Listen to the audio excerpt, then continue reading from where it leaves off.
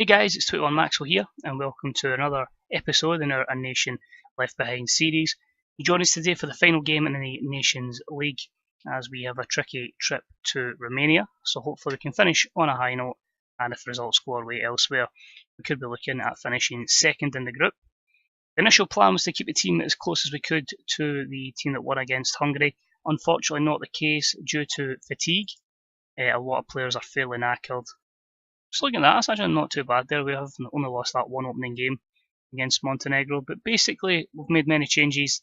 We've tried to bring in as many as we'd ended the last game, so we'll just quickly move Lee Griffiths because his position should be as follows. There we go. So we're going to give a debut to Jordan Archer. It's a good chance to do it because of course we don't really have any friendlies.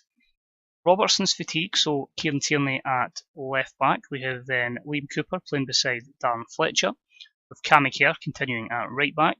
MacArthur will sit as the solo DM on the basis of the fact Barry Bannon was too fatigued, so I felt like John McGinn could play alongside Tom Kearney.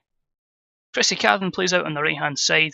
Matt Phillips is in for the very fatigued Jamie Murphy, and of course Lee Griffiths will start up front after that goal against Hungary. That aside, we're just going to go attack, and I felt like we were good on the front foot against Hungary, so I don't see why we should change it. Although we are away from home, let's put the hosts under a bit of pressure and hope we can get some sort of victory. They are going to line up, if it loads for us, with a 4-4-1-1.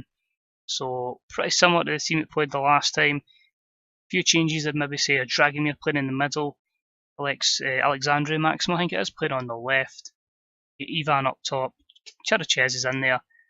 Few familiar faces on the bench that I can see to start with, Nikolai Stanku and Denis Alibech in as well, so they're going to cause us some problems, but we'll go passionate. We'll say we have got nothing to lose here, and you come into this one having struggled as late, and they're on a good run of form. It's hard to say, I don't really know. I really should be putting my assistant to do that, but add something to it. So just going to quickly pause it. I just want to see how in depth our bench is. So who else have we got? Bogdan Stanku. God, this is like a proper nostalgia run. If you played FM for as long as I have, if it lets me click on him. Former Wonder Kid, our hero, Bogdan Stanku. You could have bought him many moons ago, probably about FM18. He was the man to sign for any club. And also, Gabriel Torje was another one that was a proper Wonder Kid. Actually, is pretty still decent. He's playing at Akhmat in Russia. Moved there from Udinese. He was another one that was very, very highly rated. Just looking through here, is that Silvio Long Jr., the goalkeeper? And it is, and he was another one. Again, very, very highly rated. Again, at that probably about 2009 period. His career saw him basically go to Astra and then Kayserispor in Turkey. So nice wee nostalgia lesson there. If you haven't played FM for a couple, only played maybe a couple of years and didn't play back 10 years ago, Romania was a massive hub of players to bring in. You know, they were so highly rated.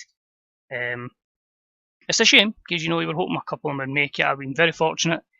When he was at his height prime, I got to see Stanku in the flesh, and he did score a 35-yarder against my team in a Europa League qualifier. But it just shows you, there's a lot of names that can pop up and then they just disappear off the face of the earth. To the long time players, I will put this one to you, FM05, maybe 06, might even have been the end of Champman, Johan Absolossen and Jan Christensen, if you remember them. So we started brightly. I do expect us to probably lose this because of the rotation and the fact they've just decided, let's just go for it, because we won't see as much of the ball as well, because of their 4 in the middle against our 3. But it's just to give us options going forward. I don't want Lee Griffiths to get too isolated up top. And if we can try and get it direct to him, or if we can try and get it to likes of Phillips or Cadden to make something happen, we'll see. But if we can keep it at 0-0, there's always an opportunity to make a winning change at half time. So here's Tosca. Dragomir, good play there, but it goes back and they retain possession. That's it, push them back, make them go back the way. What you're hoping for is they try and go direct. One of our centre halves wins it, and then it just goes back in their direction. And the irony is, I say that, it goes back in their direction, but it's our left back that plays it. They get in behind, and Marin with the goal to put Romania 1-0 up. So they've been pretty damn decent in this Nations League. Fully deserved leaders of our group or winners of our group, and it's just up to us to, just to try and not get caught too high like we have there. And Andre Ivan makes it 2-0. So I'm going to relook. I think we might be playing a deep line, and if we've been caught in behind that, I'm going to be very, very disappointed. But the defence is Liam Cooper and Dan Fletcher. It is basically trying something completely different. And also a shocking performance from Kieran Tierney on that 5.9. Well, you could say it's a close game. I'd kind of disagree with that, although we've had the same amount of shots. Can't really judge it on that. They've had much more of the ball, even passing wise. We're way down to 70%, so we need to be more accurate with that. So I'm just going to quickly do a team talk. I always just try and motivate them as much as I can. As I say, I still believe it's far too OP. I'm going to go defensive. I know we're 2-0 down, but we can eventually try and just reassure ourselves back in the game before we go for it. Although he's not really match fit, Robertson for Tierney, he's been very poor. I'm not shy making substitutions, so Cadden as well will be replaced by Robert Snodgrass. Is he better as a support? That's fine, that's cool. We'll make that happen. Just want to see where our defensive line is. Oh, well, there's your answer. I'm playing a much higher line, and that is because at NEC I can get away with it. And as I say, I just if it tends to work in one save, I'll stick with it. The general basis of the defence, but I think we've been caught a lot with high balls and behind, so that's probably my bad for just thinking, they are definitely nowhere near as good athletes as the NEC team are. Here's McGinn, Phillips, Liam Cooper, Snodgrass, somebody, anybody, and now we're going to get countered. Where are we? Go on, Cammy here. Another route one long ball. He's done it the last game. He wants to do it again. Phillips, McGinn. Can you see Andy Robertson? Ball in. This is going to result in a counter attack for them and scoring. I can see it. And there we go. Ivan got round the defender there. Was clearly onside. Looks good. We're picking up a bit more possession. Certainly a lot more positivity in the second half. We'll make our final change. We're going to move counter, and it'll be John McGinn being replaced by Stuart Armstrong. So he'll be there. It's probably going to be playmaker. Is there anywhere I can try and fit him in? He's one of those midfielders that can kind of play a lot of roles.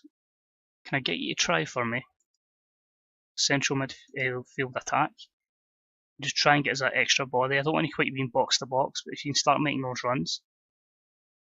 And it still looks like it's going to be third place with that result coming through as well, with Montenegro leading 2-1 against Hungary. So it's been a very, very poor time for Hungary, and there's a chance. Phillips, that's a poor ball. That's a terrible ball, and the fact that no one put the pressure on the defender to let him pass it back, and now they're going to be able to just play it out for the back and probably launch a counter attack on us. I was going to say the FM stars of yesteryear are on. Dennis Ablak, Stanku is in as well, so it would be pretty fitting if one of them was to score and Stanku hits the post there. Jordan Archer gets a little touch on it, and Dragomir goes close as well from that set piece. So not looking great.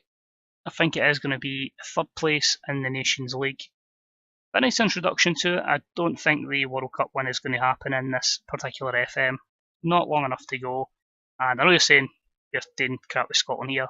Bear in mind I'm with them with NEC as well, but that's looking a bit better, but still a far, far away from it. But positives to look. With more shots, with more in target. They were just clinical. And you need to remember as well, some teams can take their foot off the gas once they have a bit of an advantage. So a disappointing 2-0 loss. Maybe should have went a bit more defensive instead of going all for it.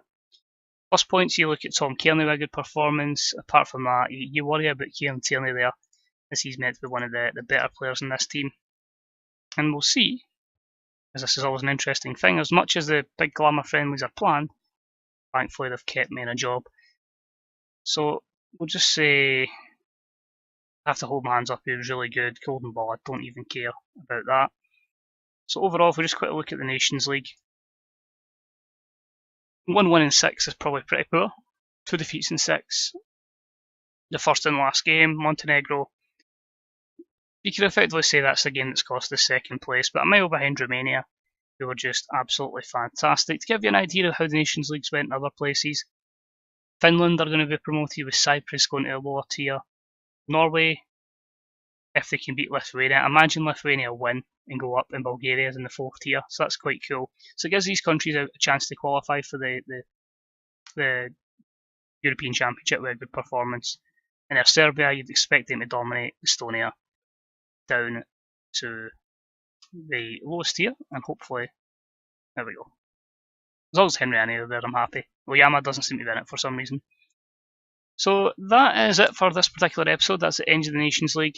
As I say, we'll have a bit of fun going forward. The last 2 games will just be Argentina and England, and then we'll kick on after that with some Football Manager 19 content. So, as always, thanks for watching. It's much appreciated. Let us know what you want to see for FM19, and we'll try and make it happen. And until next time, thanks again. See you later. Bye-bye.